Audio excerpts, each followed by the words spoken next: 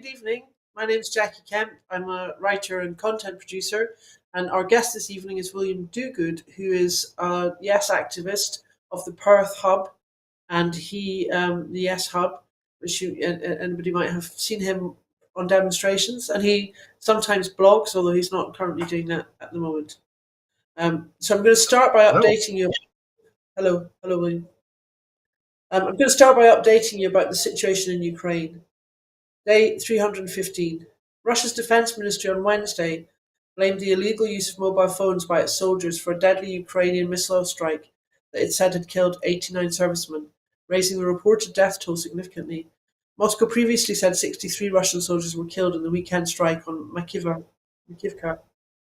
The UK Ministry of Defence, in its daily intelligence briefing, said given the extent of the damage, there is a realistic possibility that ammunition was being stored near to troop accommodation, which detonated during the strike, creating secondary explosions.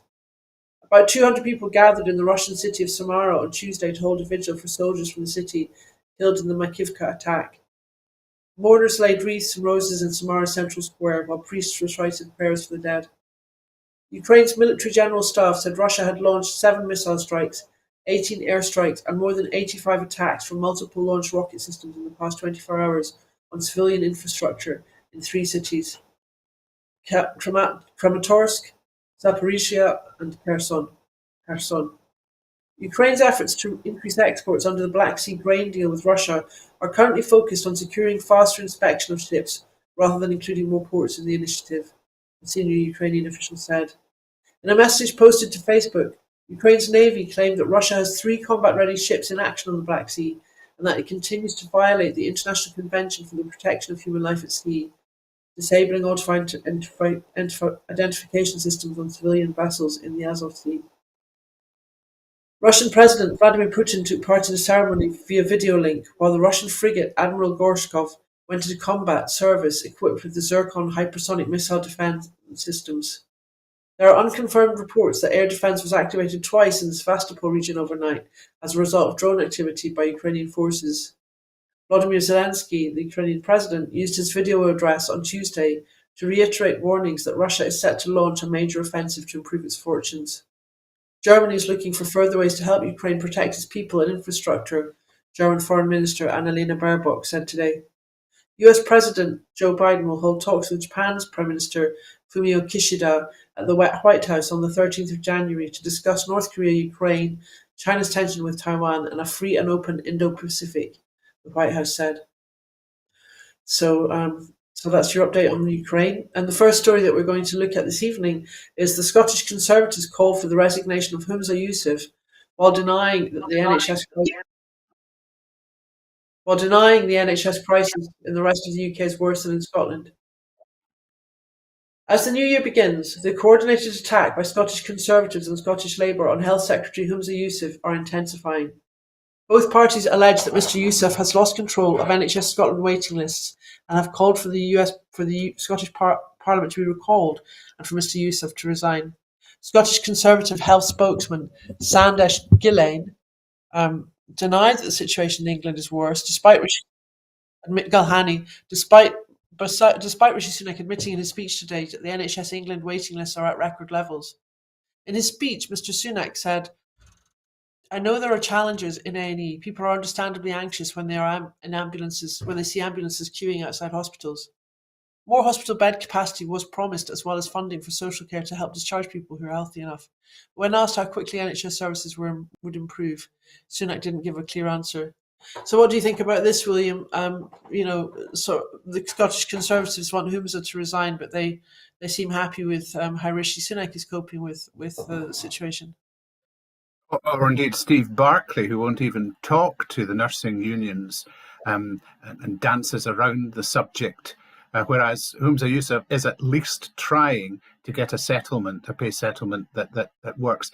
The targeting of individual politicians in what's a systemic issue across the UK and indeed further afield, but particularly acute in the UK, is just unacceptable in my view, but it is part of the pantomime of Scottish politics that we see. There is not a day goes by when either Labour or the Conservatives are not asking for Humza Yousaf to resign. And if he ever were to resign and be replaced by somebody else, on day one, that person would be getting asked to resign.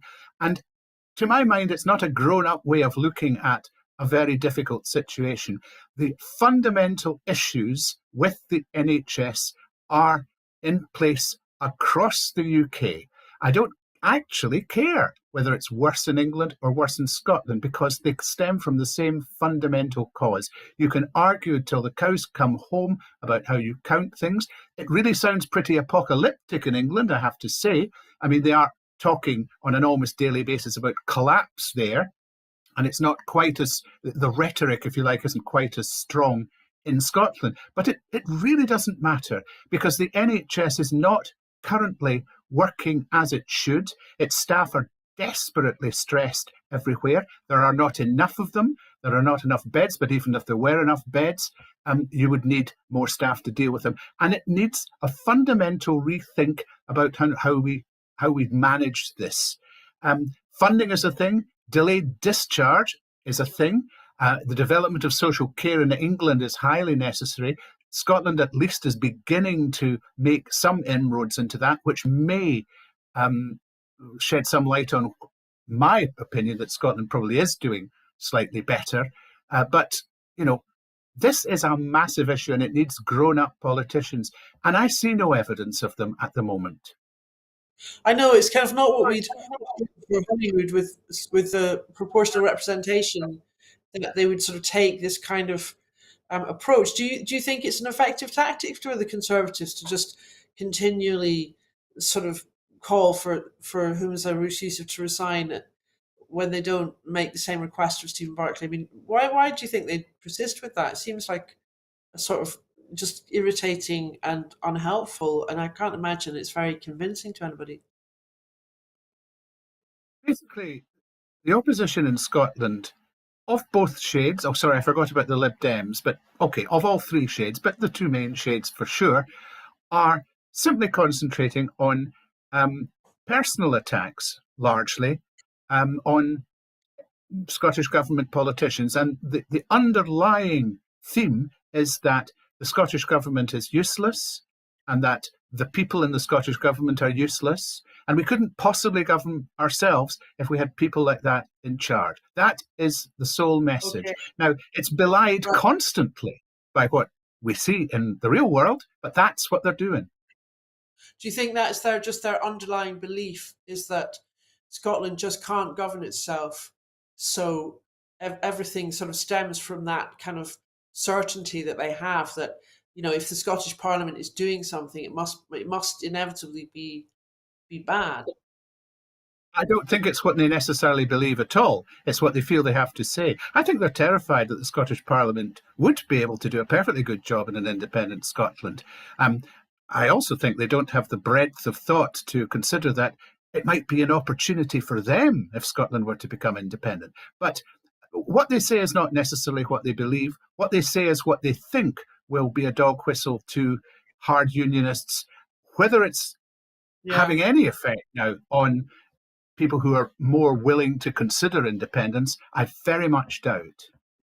Yeah, it's like, where do people get their information? I guess people are definitely concerned about the state of the health service, and I guess the health service came pretty well through the pandemic. I mean, they did manage to hold it together, and now it just seems like it's all a bit too much. But there is definitely a shortage of health workers, and I think that's partly probably to do with Brexit. We seem to have lost quite a lot of important people who worked in the care service as well as people who worked in the NHS. Yes, it's death by 1,000 cuts for the NHS. It's been one thing after another. The underfunding has been happening for years, and it follows a pattern of this 12-year Conservative government, but also the government that eventually ran out of steam in 1997. There's a pattern where the health service gets worse and worse and worse. So the underfunding is a big thing, the pandemic's a big thing, and the cost of living crisis and the other things going on in the world, as we can see, and we will, there are international examples. I guess it's just one thing. I guess it depends on Sorry. how long a kind of historic look you kind of take, because I guess there's just so much more that the health service can offer, and people tend to seek a lot more healthcare. I think it used to be that they assumed people would contact the health services about 3 times a year, but now it's about 7 times. So people's expectations are the fact that we have a very old population with lots of chronic illness, and not enough young people to run around after the old folk. That probably contributes to the pressure. And I don't think we've got a very, we need to have a conversation about this, that we have an aging society, and how are we going to deal with that? All the doctors seem to retire at age sort of 50 odd, and that's, is that sustainable? How are we going to deal with this aging crisis that we have? I don't see how the Scottish NHS survives in its current form without independence. It might or might not be successful with independence. I think it would be.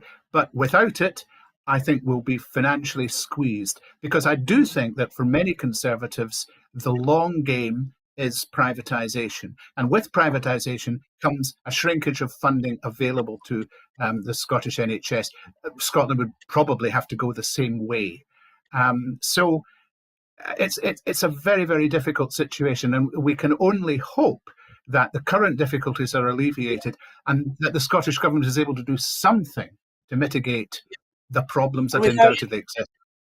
without independence, there's nothing we can do about the demographic challenge, because we just have no control over, visas or immigration or freedom of movement, of any of the things any of the levers that we might have to deal with our population situation. So yeah, I agree with you there. The UK policies just don't meet Scotland's needs. So let's No, move on.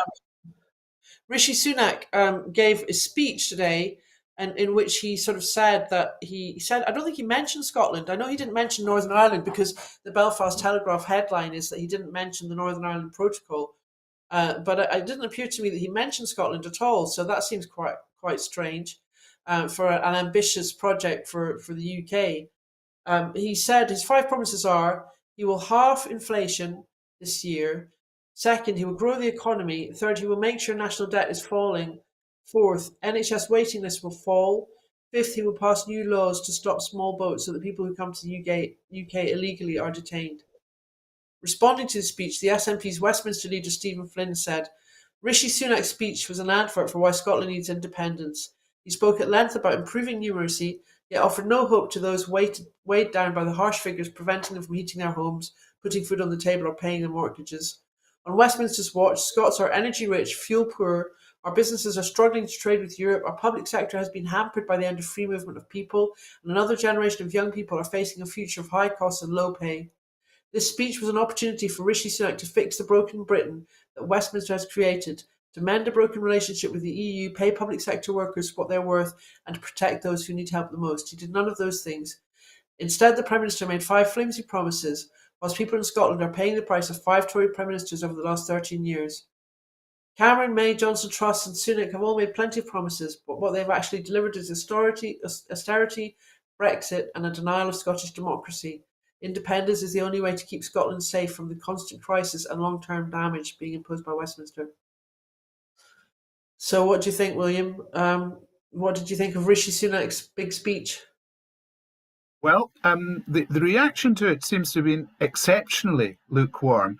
This was Rishi's big chance to start the new year with a let's tackle our problems mantra.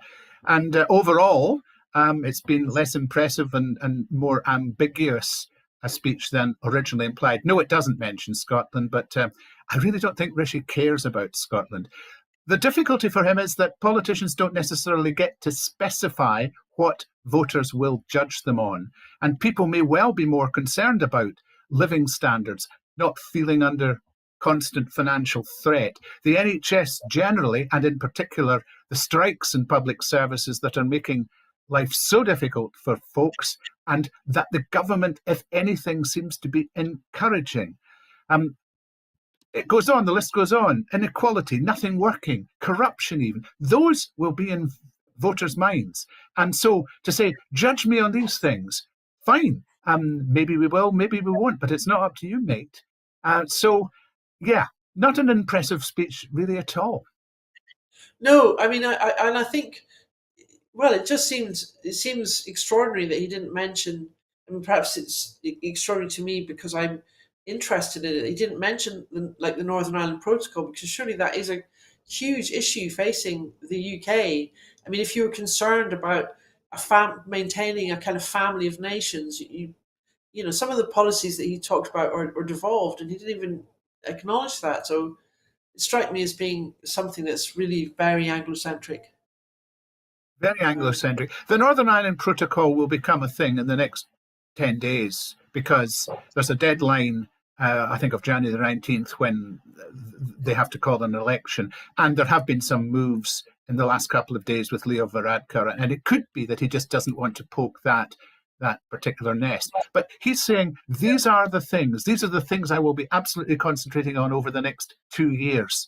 And it's just not an impressive list. It's a lot of things that are happening anyway that are actually outside the control of the government, and maybe also are things that the government created, things that are wrong because of government policies up till now. So, gosh, I'm getting yeah. better. I'll tackle the problems I've made. It hasn't gone Okay. down well. So the Tory sort of trick of it's the same party that's been in government for years and years, but we've sort of got a new sort of front person. We've got a new skin or a new face on the same party. Do you think that's going to work with people? I think people get irritated by having changes of prime minister that they didn't buy into. Last year was totally freaky with the Liz Truss experiment. Rishi Sunak is actually trying to paint himself as a return to normality, which is why they ripped up most of what Truss and Kwarteng did. The problem is that I don't think they have tapped into what voters are really worrying about at the moment. And what people are worrying about is their own personal security. And that is not addressed by what Rishi Sunak said today. Yes. Okay. Thank you. Interesting. So we'll just move on there, and the next story is the Chancellor cut energy support for businesses and charities. Jeremy Hunt has confirmed that he will announce plans to reduce energy support for businesses in the Commons next week, telling industry leaders it was unsustainably expensive.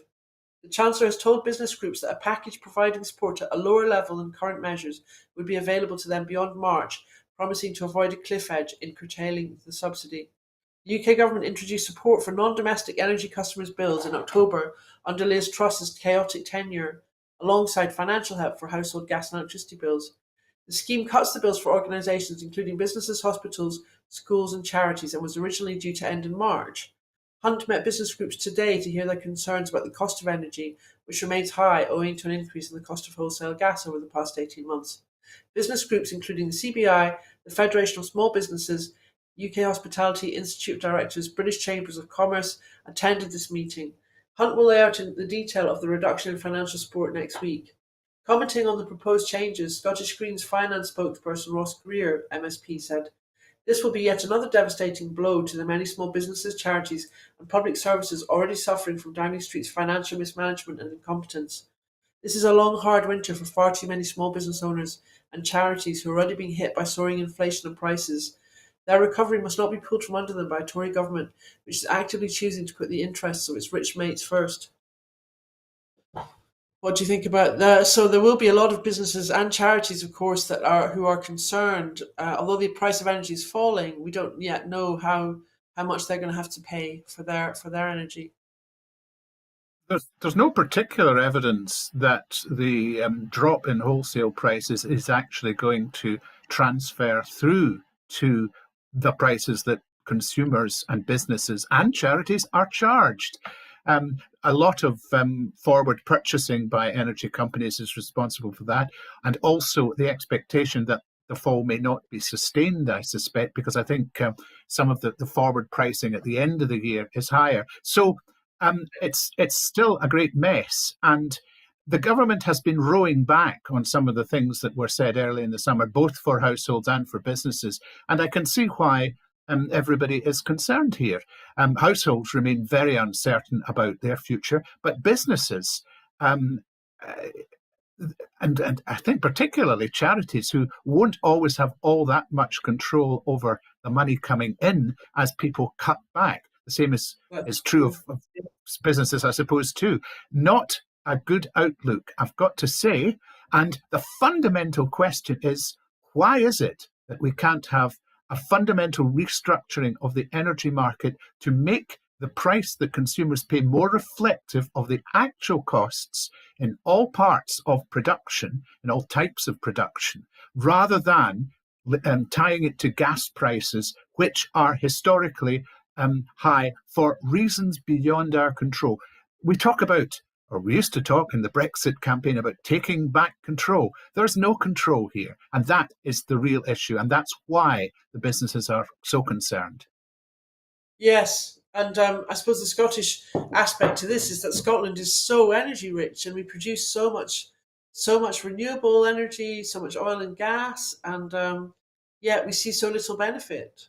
That's that must just add to the sense of injustice that people feel.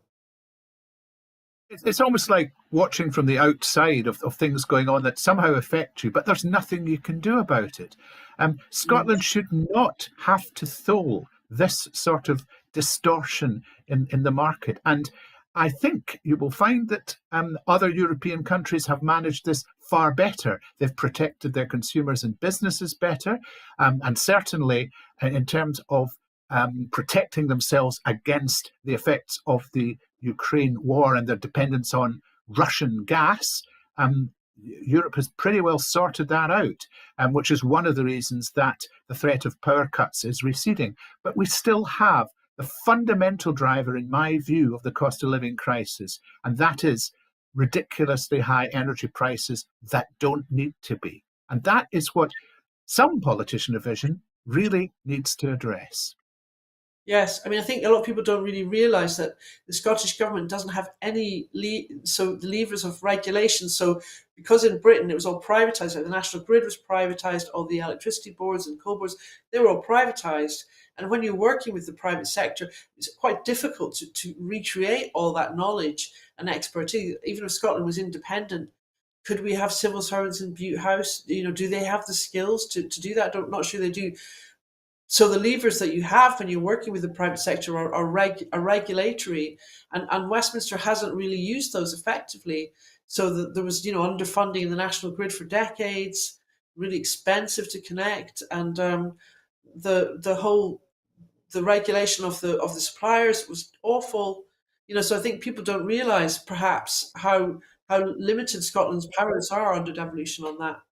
Would you agree? I think possibly the Scottish Government under independence might be playing catch up in a big way, and it might be a fairly major catch up. I have no doubt that we can recruit the civil servants who can handle this, though. I don't think we have necessarily a skills or ability shortage.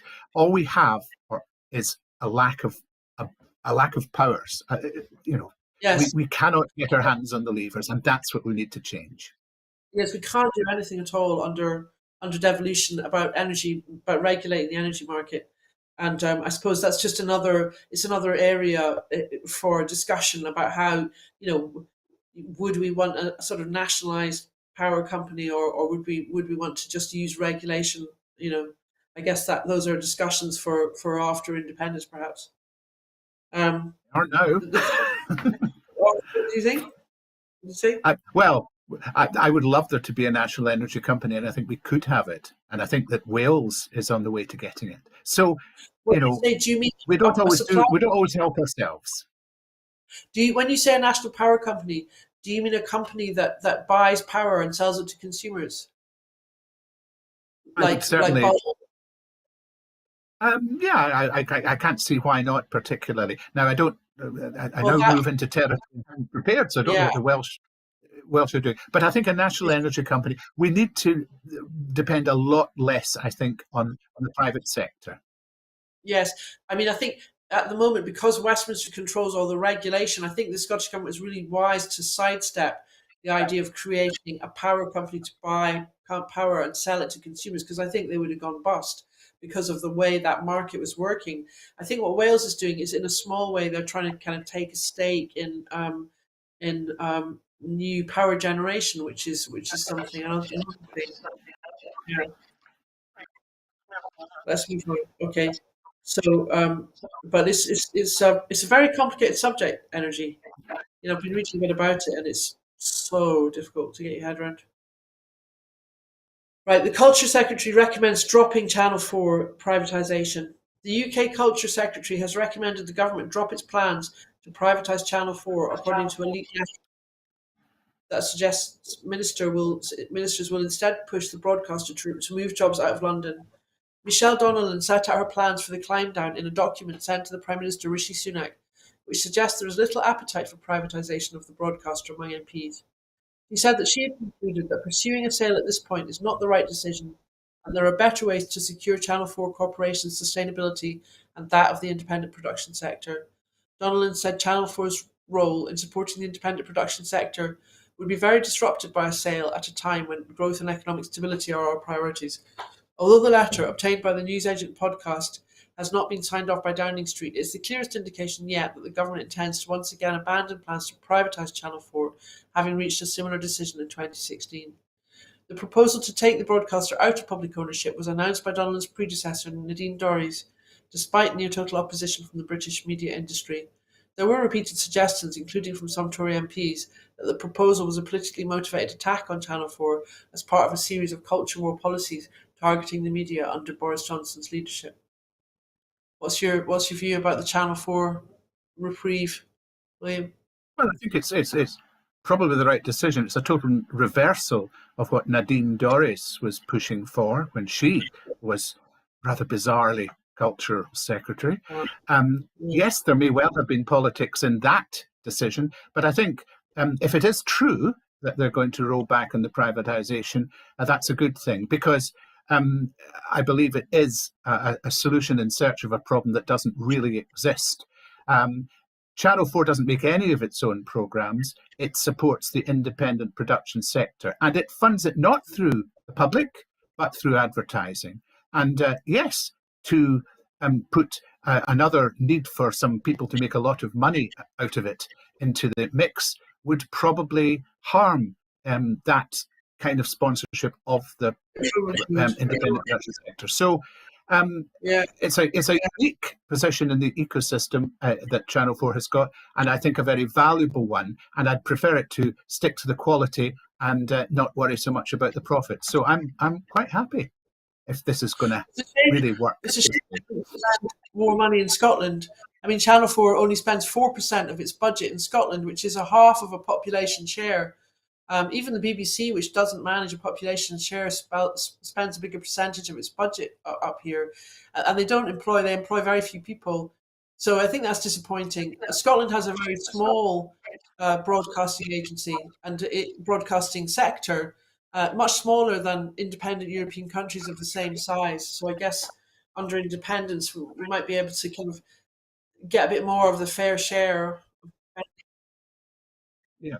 Well, People, we're on an independent broadcaster right now, which is nice. Scotland's broadcasting landscape is hopeless at the minute, with the odd bright spot here and there. And I hope that independence does fix that. Compared to comparably sized populations and even smaller populations worldwide, we're in a diabolically bad situation. And yes, you're right about Channel 4 not spending enough on Scotland proportionately, but it wouldn't be improved by privatising it. It's a separate problem that needs to have separate solutions. sure, but in all the commentary about how sort of independent Channel 4 is, it's rarely sort of noted that they report Scotland like a foreign country. Almost none of their programs are, I mean, some of them, a few of them, but very few of them really are commissioned and made here. So it's very much an English broadcaster, like so many of our, of our media sort of the media that we consume is often from a very Anglo-centric point of view. I'm Absolutely, sure. it is. Quite ironic with Channel 4, since Stuart Cosgrove played such a pivotal role in its early days. But yeah, I can't disagree with you there. Yeah, it's pretty pathetic, really. I mean, they should be more ambitious for being a UK broadcaster. If they had any kind of real sort of sense of that, they would make a bit more effort. The House of Lords is set to slow down attempts to scrap thousands of EU laws. Members of the House of Lords are preparing to slow down attempts to axe thousands of pieces of European legislation, with some warning there's no chance of the bill passing by the end of the year as promised. UK government ministers have promised to review about 4,000 pieces of EU law that derive from the UK's membership of the bloc, and have set a deadline of the end of the year to decide which ones to keep. Such a move could mark one of the biggest deregulatory drives in a generation, but peers and experts from business groups, trade unions, and environmental campaigns have all warned that such a deadline is impractical. Under the legislation, which was launched in September, the government must either transcribe thousands of individual regulations into UK law or see them end by the end of the year. The UK government has been warned that reviewing each of these rules, which include everything from the right to 20 days holiday pay to the principles behind food safety regulations, would require hundreds of civil servants. They're also likely to run into protracted negotiations in the Lords, where opposition and crossbench peers are preparing to launch a catalogue of amendments. The UK government has the power to set the timetable for voting on legislation, and ministers can still try to force peers into a decision whether or not to back the bill by the end of the year. Experts have warned that the UK faces disaster if the government pushes ahead with its current plans, given how little scrutiny they've been given. The Financial Times revealed in November that UK ministers have discovered that 1,400 more pieces of legislation would be affected, rather than 2,400 as originally estimated. Tim Sharp, the Senior Policy Officer for Employment Rights at the Trade Union Congress, said, "It's not clear to me that the government actually knows all the legislation that could be potentially affected. We're worried about maternity rights, holiday pay, health and safety legislation.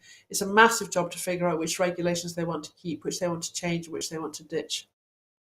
Are you concerned about that, William? I would be, and I'm not usually a great applauder of the House of Lords, but if they did come up with a way of delaying the deadline, because the big thing about this is the sunset clause. It's an arbitrary deadline, and it leads to all sorts of potential unintended consequences.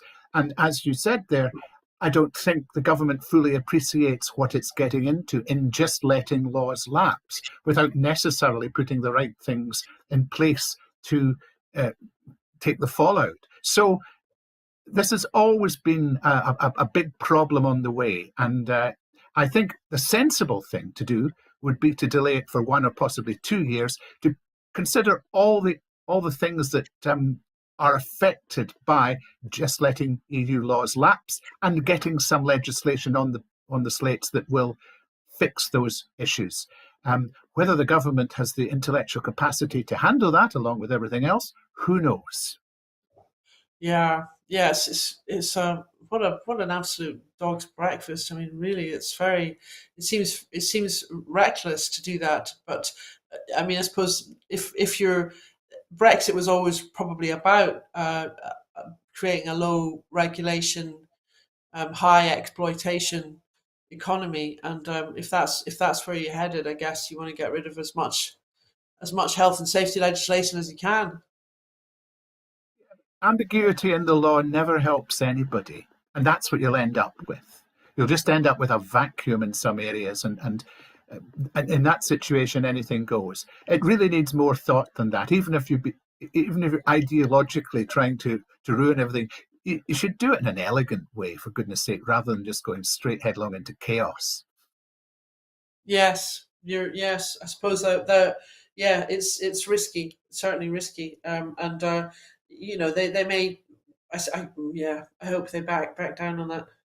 Um, so Ireland's hospitals battle a perfect storm of respiratory infections. Ireland's hospitals are reeling from record overcrowding and what the government's called a perfect storm of respiratory infections. The Irish Nurses and Midwives Organisation said no hospital was unaffected by the crisis and called for an extraordinary response from the state. There were 838 patients on trolleys in emergency departments or wards, the second highest number after a record 931 patients on trolleys on Tuesday, INMO said. The Health Minister, Stephen Donnelly, was due to brief the Cabinet today about a crisis he has described as a perfect storm of flu, respiratory syncytial virus, RSV, and COVID.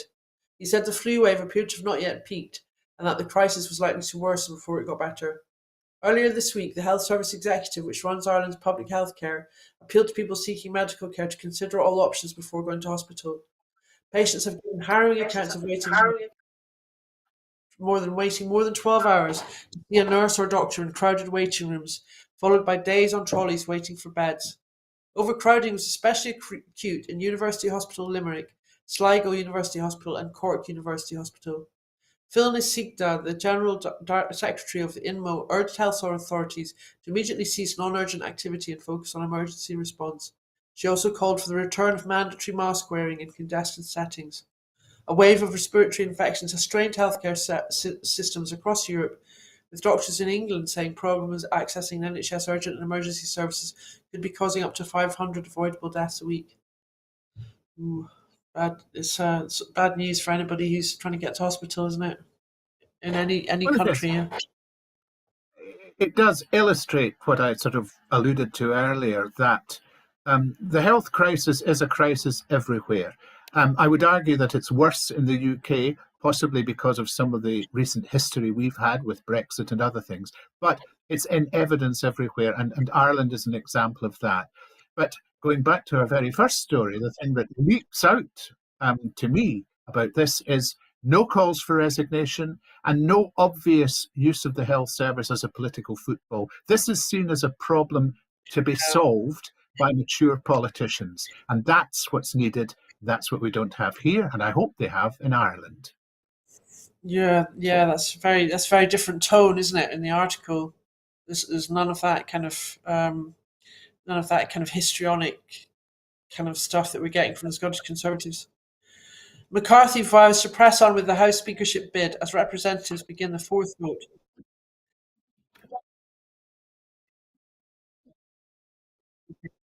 I'm getting an update that they're now on to the fifth vote. Kevin McCarthy, the House Republican leader, heads into the second day of voting in the speakership election with a weakened position as his hard-right critics doubled down on their opposition. After the 118th Congress convened on Tuesday, McCarthy failed to win the gavel in 3 separate votes, marking the first time in a century that the House failed to choose a speaker on the first ballot. All House business, including the swearing-in of new members, has come to a halt until the speakership is determined. President Biden expressed dismay over the speakership standoff on Wednesday, telling reporters that the gridlock could damage America's international reputation. I just think it's a little embarrassing it's taken so long, Biden said, before leaving for a trip to Kentucky. It's not a good look. It's not a good thing. This is the United States of America, and I hope they get their act together. The House chamber reconvened today to take up the matter again, and McCarthy has voiced confidence that he will ultimately win the 218 votes needed to capture the gavel. In a promising sign for his prospects, McCarthy received an endorsement from Donald Trump this morning. As the chaotic debate resumed,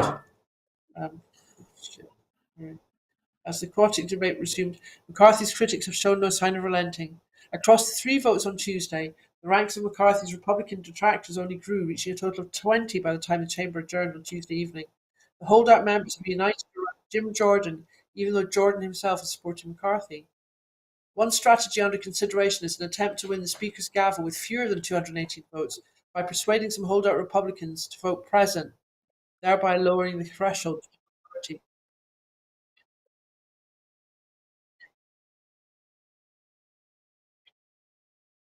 Okay, so so the numbers.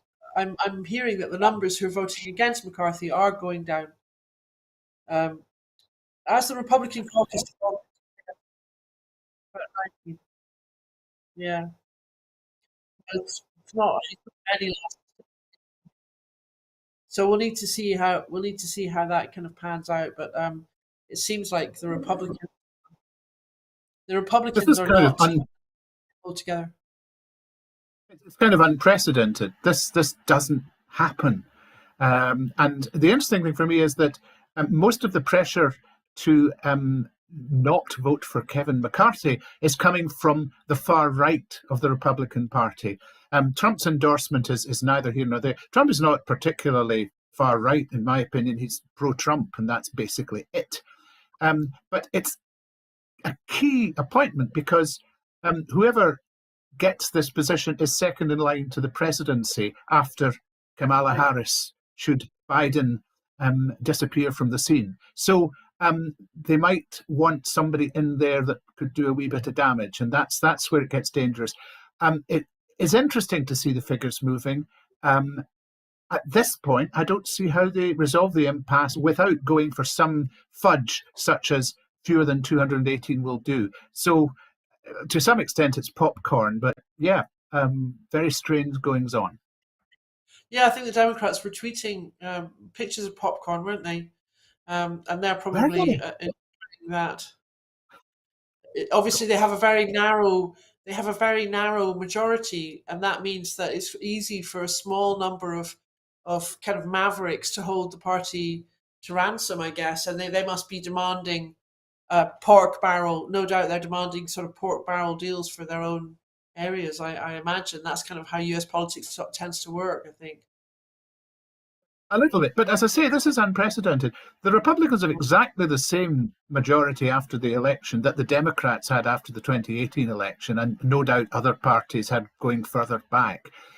There does appear to be a concentrated effort to push the Republican Party to the right, and that's really the big picture for me here. Right. Okay. And do you think they'll succeed, or do you think they'll? Yeah, I guess. I Um, guess we'll see. Mm. a couple of months ago, I made a prediction about the US elections in general that turned out to be complete nonsense. So my ability to predict correctly what's going to happen in that country is it's basically in the toilet. So I'm not going to say I don't know. We're in the club. We're in the club. I mean, I think it is very hard, and the polls have been so wrong on so many things. But I don't think. I personally don't think Trump will get the nomination. I think they're. I think it's probably more likely to be the guy from Florida. What's his name? DeSantis, DeSantis. yes. Oh, absolutely, absolutely. Right? I Yes. expect that to happen, but who knows? It's still a long way out. Still a Much long could way out. happen. Yeah. Yeah, much could happen, but no doubt the Democrats are sort of quite enjoying the fact that the Republicans are staging this exhibition, which won't go down well, I should think, with many of their Won't, but supporters. they still have to consider who their presidential candidate will be because Joe Biden is affy old and Kamala Harris hasn't really made a big hit. So it's a very Yes, uncertain situation in total. it's true, but I suppose Biden has done well with the infrastructure bill. He's really done well to pass that in a kind of and to get a bit of Republican support for it. So it's hard to see who they could have that's going to do a better job. But yes, he is awfully old. Scott Gov funding for rural communities. More than 180 projects across rural Scotland will receive grants ranging from 100,000 to several £100s from the Rural and Island Communities Ideas into Action Fund. The fund encourages and supports not-for-profit community groups with innovative approaches to community-led local development, including work towards net zero and just transition goals, tackling rural poverty and supporting rural communities through the cost of living crisis. Supported projects include building of mountain bike trails to bring in new visitors and provide sports opportunities, opening up of a community hall as a warm space over the winter months and providing suppers to alleviate costs, purchase of educational equipment by community centre to benefit the mental health of children, installing a solar thermal panels at community hub to help manage electricity costs. The funding is being delivered in partnership between the Scottish Government and Inspiring Scotland. Rural Affairs Secretary Mary Goujon said, "We're working to ensure local communities are empowered to tackle local challenges. The investment comes at a critical time for our rural and island communities who are disproportionately impacted by the cost of living crisis compared to the rest of the country. I wish all the successful community groups well as they look to take forward these projects and make a positive difference to their areas." So that's a nice bit of money for some of these projects, I'm sure. Yeah, I think it was expected because it's part of the 11.6 million package that was initially announced for the rural community-led fund, and this is part of tranche two. And it's good to see local community groups getting some direct funding because I do think that very often locals are best placed to fix the issues that confront them. So Yeah. although it was in the pipeline, it's going probably to the right place. And let's hope that it does make a difference because I think the cost of living crisis is, if anything, disproportionately worse in rural areas because of all the complications of that. So, yep, let's keep an eye on it. But I think all in all, a good thing. That's a good thing. Yeah, yeah. I noticed that they can't just say play equipment for children to play on. It has to be to support the mental health and well being or something. It's just like, yeah, yeah. That's the kind of additional funding speak, I suppose. But no, it's Well, great to have some. it is. I mean, there are things that are important to governments at different times. I mean, a big sort of thing, the mental health thing is one thing, but also the net zero stroke overall sustainability and just transition thing is another part of it. And yeah, it's just the way that things go in government and the way Sure, yeah. they award funding. So you have to, yes, put those words mental health of children and net zero in all of your funding applications henceforth. That no doubt go down well. The new Commissioner for Fair Access to Higher Education, Professor John McKendrick, has been appointed as the new Commissioner for Fair Access to Higher Education in Scotland. Currently Professor of Social Justice at Glasgow Caledonian University, he will work across Scotland's education system to champion increased representation at university for students from the most deprived areas. Professor McKendrick succeeds Professor Sir Peter Scott, who stepped down as Scotland's inaugural Commissioner for Fair Access last year after 6 years in the role. The Scottish Government is committed to ensuring that students from the 20% most deprived communities will represent 20% of entrants to Scottish universities by 2030, and steady progress has been made towards this in recent years. Minister for Higher Education, Further Education, Youth Employment and Training Jamie Hepburn said, I would like to thank Peter Scott for his tireless hard work and effort during his time as Commissioner. I have no doubt that Professor McKendrick will bring a wealth of knowledge and experience to the role, alongside a strong passion for widening access to higher education. More students from our most deprived areas are attending university than ever before. We've already exceeded the first interim target to have 16% of all entrants to Scottish universities from the 20% most deprived areas. So that's obviously a good thing. Although I have to say that people in rural areas are sometimes feel that they're disadvantaged by that, because rural areas tend not to fall into a sort of easy postcode allocation of privilege. As you know, you can have someone living in a sort of tin shack at the foot of the drive of the big house with the same postcode. So What is the definition of deprivation? That's the thing. Yeah. yeah, But yes, it all depends on what this guy can do to move it on. In reporting terms, it's done well, although there may be problems here or there, such as you've described, but they are ahead of schedule. The problem is that COVID will have put a slight spoke in the works, and the cost of living crisis will probably put another spike in the works. But yeah, it's an important post just to keep making sure that we are a high skill economy, but not just that, that we're an inclusive economy that doesn't miss out on the right, best talent, because we are going to need the best talent. And this guy has a good pedigree, Professor McKendrick. He's worked with the yeah, Poverty Alliance, the Joseph Rowntree Foundation, and others. And so I think it's a good appointment. And again, yeah. let's wait and see how it goes and whether we still stay ahead of the game. Yes, I know, and it's a very important subject, of course, and and I'm sure they are aware of some of the nuance that they need to kind of consider, and reaching out to kids and offering them opportunities at a young age to raise their own expectations and consider paths that they might not have otherwise considered. All those things are really important, and I'm sure they are probably aware of the sort of postcode can be a bit of a blunt instrument. There's some nuance in that. But better than no So instrument at all. better than no instrument of all, of course, absolutely, yeah. And bringing attention to that is great. Um, so I think we're that's all about all the stories that we want to sort of cover. But just before I wrap up, what's your sort of prediction for 2023? I know that you sort of said that your predictions are like the rest of us, fallible. But what do you think? What do you see coming up down the line? My predictions seem to be uniquely fallible sometimes, but it's going to be very. If we're talking about the independence front, because that's supposedly my specialist subject, I think that the next few weeks and months are going to be very busy with the Yes movement getting its act together, whatever that may entail. We have various gatherings taking place. The Alba Party Believe in Scotland, the Aberdeen Independence Movement, and the SNP having its own conference about what's going to happen. And it's important that the Yes movement, all of it, has an input into it, because that will determine how the rest of the year goes, whether we're just spinning our wheels or whether we're going forward with an actual plan to achieve what we all want, which is independence. And so, yeah, I'm looking forward to it. I think it will be a roller coaster ride. But beyond April, I'm not going to guess what's going to happen.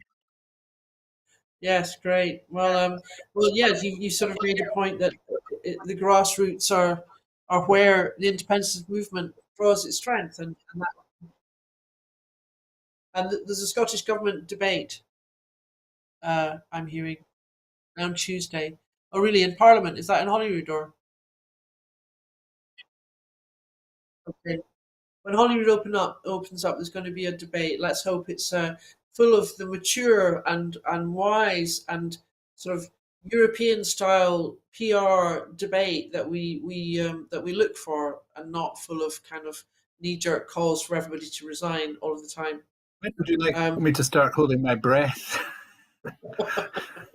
okay. Well, that's it for this evening. Before I go, I just want to remind you that at Broadcasting Scotland, we depend on the generosity of our supporters.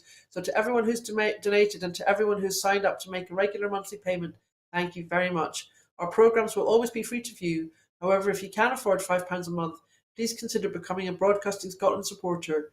We've set ourselves a target of adding 10,000 new subscribers to enable us to employ staff to make more programmes. Good night, and thank you for watching.